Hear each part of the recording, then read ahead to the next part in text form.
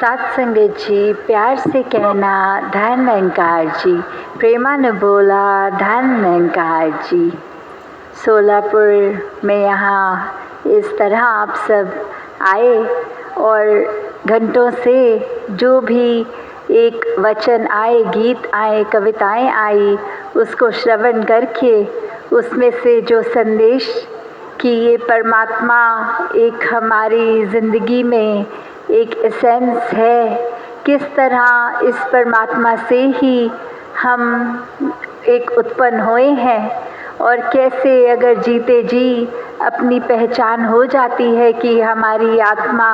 असल में जो है वो इस परमात्मा की ही अंश है, और कैसे फिर अपने जीवन को भक्तिमय बनाकर ये आनंदित रूप में जीते चले जाते हैं। और फिर जब निश्चित ही वो अंत समय आता है और ये पता होता है परमात्मा क्या है, तो जो किसी भी होली बुक में साल्वेशन, मुक्ति, ये बात सुनी है, तो वो सत्य खुद एक्सपीरियंस होता है कि जीते जी जब इस परमात्मा को जान लिया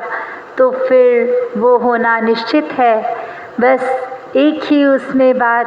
कि कैसे इस परमात्मा को जानने के बाद भी हर पल इसी के एक एहसास में रहें, कैसे हर पल जब हम इसके साथ एक हो जाते हैं तो फिर ही एक हमारा मन एक पूरे ब्रह्मांड के साथ एक हो जाता है, पूरे इंसानों के साथ एक हो जाता है। और फिर जब वो बात होती है एक को जानो, एक को मानो, एक हो जाओ, एकला जाना, एकला माना, एक वह, कि किस तरह एक परमात्मा को जब जान लेते हैं, एक परमात्मा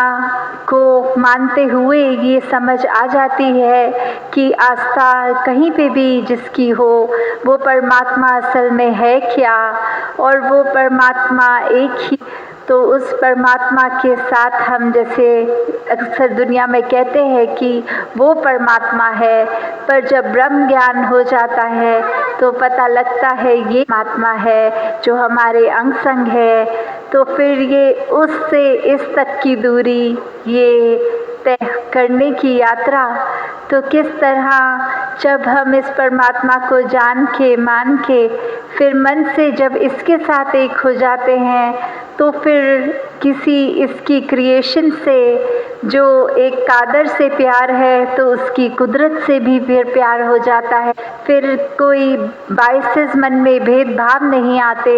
किसी के प्रति एक घृणा नहीं आती, हर कोई एक अपना ही लगता है। तो किस प्रकार जहाँ हर एक में इस परमात्मा के दर्शन हो जाते हैं, फिर कैसे ये मन में ये वननेस की भावना, एकत्व की भावना, फिर बस ये थ्योरेटिकल वर्ड्स नहीं रह जाते, ये शब्द नहीं रह जाते, ये सिर्फ एक एक्सपीरियंस है जो इस जर्नी में, इस यात्रा में हर कोई महसूस फिर करता है। और फिर बात आती है कि इस ब्रह्म ज्ञान को अपने अंदर कैसे टिकाए रखें, तो बात वही होती है कि जो मन है हमारा, ये मन रूपी बर्तन, इस पात्र को एक हमने स्ट्रॉन्ग रखना है, तो वो सेवा, सुमिरन और सत्संग है। जब अपने मन से अहंकार खो के एक पूरी सृष्टि के सेवादार खुद को मान के ये मन से समर्पित होकर सेवा की जाए, चाहे किसी रूप में की जाए, वो सेवा फिर सेवा अपने दिल को मजबूत करती है। जब दिल हर समय इस परमात्मा के साथ जुड़ा हो और सुमिरन में लिव जुड़ी हो, तो ये मन का पात्र और स्ट्रॉन्ग हो जाता है।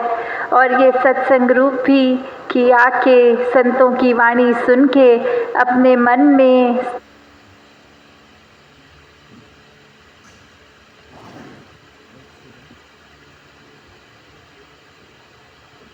एक उतार के अपने जीवन को प्रकार ढालते हुए फिर ये मन जब स्ट्रॉन्ग हो जाता है तो फिर ब्रह्म ज्ञान अवश्य ही इस मन में ताउम्र टिकता है। अब वो भी बात आती है कि अक्सर एक नियत तो होती है कि अगर उदाहरण घर से निकले तो सत्संग करने जाएंगे और रास्ते में ही कुछ और रूपी ख्याल आने लग गए, ये दुनियावी अपनी कोई चिंता याद आ गई या कुछ भी जो जीवन में चल रहा हो, और ध्यान अक्सर उसी में लग जाता है। और जब सत्संग पहुंचते भी हैं तो क्या जो भी संत महात्मा सत्संग में कह रहे हैं, तो क्या हम वो शब्दों को सुन भी रहे हैं कि नहीं सुन रहे? क्योंकि शरीर चाहे सत्संग में बैठा है पर मन एक हमारा कहाँ है। तो सिर्फ शरीर ने सत्संग नहीं करनी, हमने सत्संग करनी है, और हम शरीर नहीं हैं, हम आत्मा हैं। तो जब तक पूरा ध्यान लगा के, क्योंकि अक्सर एक ये भी बात होती है कि जैसे बोलते हैं कि एक छोटे बच्चे की स्कूल लाइफ को देखें कि पहले स्कूल में जब वो छोटी उम्र से लेके 12वीं कक्षा तक है अगर है, तो हर साल उसकी बुद्धि में इजाफा हो रहा है, एक नॉलेज और बढ़ रही है। उसी तरह जितनी सत्संग करेंगे उतना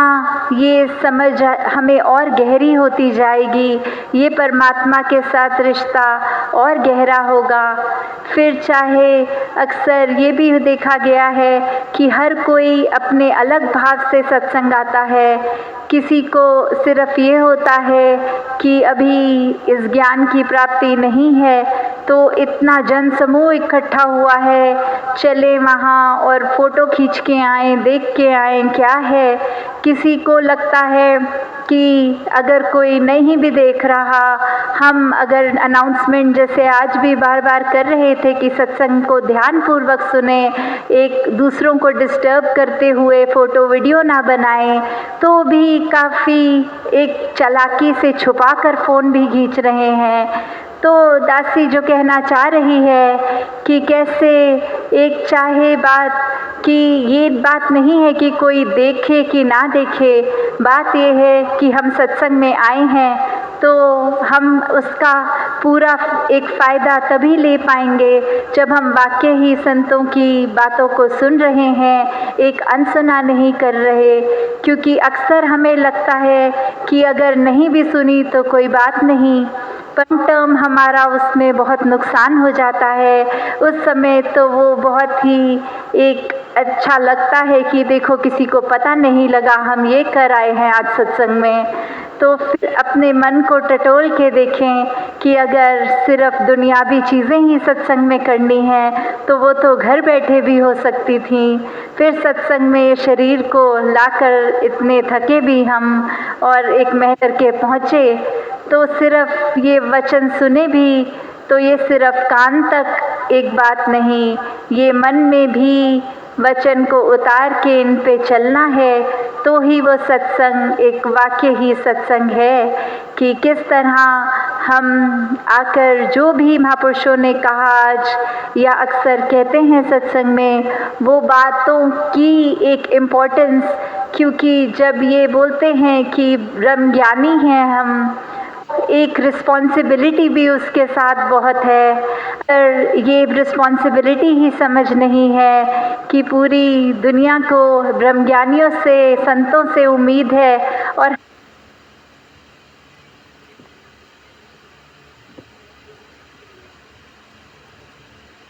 हम ही संग में आके इतने कैजुअल एटीट्यूड के साथ आ जाते हैं कि कोई बात नहीं, कोई सेवा। कभी कभी महापुरुषों को कहता है यहाँ से मत जाइए, एक पूरा नियम बना हुआ है कि एक कन्वीनियंस वाइज इधर से नहीं यहाँ जाएं, और फिर एक जिद करके कभी कभी गुस्से में सेवा दल से बोल के कि नहीं हम तो यहीं जाएंगे, आप कौन होते हैं हमें रोकने वाले। तो वो भी हम देखें कि ये सेवा दल तो एक समर्पित भाव है,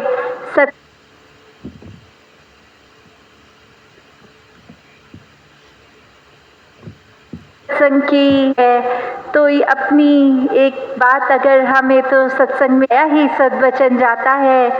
तो हम अगर ये सब बातों का ध्यान रखते हुए सत्संग कर रहे हैं कि ही सत्संग हो रही है। वरना तो फिर सिर्फ एक दुनिया में जैसे मेले होते हैं, पब्लिक गैदरिंग होती है, वही करके चले गए, और ये अपनी रूहानियत का इजाफा, इसमें डेप्थ और हमारी बड़ी नहीं, वो मन का पात्र। तो शायद घर में तो इरादा था सत्संग आने का, पर यहाँ आके एक और डिस्ट्रैक्शंस में लग गए। तो उससे अच्छी तो वो नीयत घर बैठे थी हमारी, जो सत्संग आके भी कुछ खास एक लर्न करके नहीं गए। तो फिर बात वही आती है कि अक्सर हमें लगता है कि ये परमात्मा का ध्यान शायद कहीं और है, हमें हमारे ऊपर गौर नहीं कर रहा, पर परमात्मा तो हर तरफ है। तो चाहे हमारे दिमाग में लगे कोई गलती छोटी कर रहे हैं, बड़ी है, ये गलती करनी जायज़ है, उसको अपने हिसाब से हम करते रहते हैं। चाहे बचपन से, और कितनी बारी सत्संग में भी सुना होता है कि जैसे किसी के साथ दुर्व्यवहार नहीं करना, किसी को जानबूझ के कष्ट नहीं देना। इस तरह से कितनी चीज़ें सुनकर भी हम एक दूसरे का अक्सर एक वो बात आती है कि उस व्यक्ति ने एक ऐसी बात कर दी जिससे मेरा दिल टूटा, तो मैं भी अपने शब्दों को इतना कठोर कुछ उस व्यक्ति को बोल दूं कि उस व्यक्ति का भी दिल टूटे और उसे समझ में आए कि कैसा एहसास होता है दिल टूटने का। अगर हम इस तरह की एक सोच रख रहे हैं, तो फिर भी ये सोच कर कि हम सत्संग तो जाते हैं, पर फिर हम हर एक के साथ पूरा हिसाब भी रखते हैं व्यवहार का, तो वो भी कोई समझदारी की बात नहीं। वो भी बात कि फिर सत्संग ना ही आते तो बेहतर होता। तो कैसे जब सत्संग आ रहे हैं तो पूरी तरह एक अपने मन को